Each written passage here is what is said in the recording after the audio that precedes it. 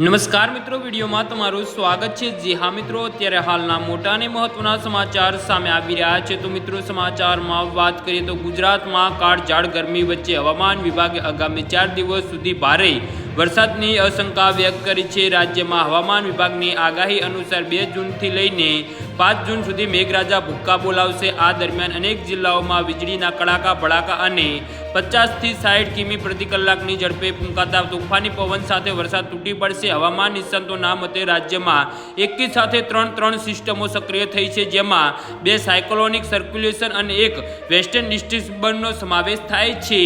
આ સિસ્ટમોની અસરના કારણે સમગ્ર ગુજરાતના વાતાવરણમાં પલટાયું છે। તો બીજી તરફ કેરળમાં 4 જૂનથી ચોમાસાનું આગમન થવા જઈ રહ્યું છે, જેની અસર પણ વર્તાઈ રહી છે। ઓરેન્જ એલર્ટ બનાસકાંઠા, પાટણ, મહેસાણા, સાબરકાંઠા, અરવલ્લી, પંચમહાલ, દાહોદ, ખેડા, ગાંધીનગર અને કચ્છમાં ગાજવીજ અને ભારે પવન સાથે વરસાદનું ઓરેન્જ એલર્ટ જાહેર કરાયું છે। તો યેલો એલર્ટ અમદાવાદ, સુરેન્દ્રનગર, આણંદ, વડોદરા, સુરત, ભરૂચ, નવસારી, વલસાડ, રાજકોટ, જામનગર, જૂનાગઢ, અમરેલી અને ભાવનગર સહિતના 20થી વધુ જિલ્લાઓમાં યેલો એલર્ટ સાથે વરસાદની ચેતવણી અપાઈ છે। આ આકાશી આફતના પગલે માછીમારોને દરિયો ન ખેડવા અને નાગરિકોને ભારે પવન દરમિયાન સાવચેત રહેવા તંત્ર દ્વારા અપીલ કરવામાં આવી છે। જી હા મિત્રો, તો આના વિશે તમારું શું કહેવું છે તો નીચે અમારી કમેન્ટ બોક્સમાં જરૂરથી જણાવજો અને અમારી યુટ્યુબ ચેનલને સબસ્ક્રાઈબ કરવાની ભૂલતા નહીં। ધન્યવાદ।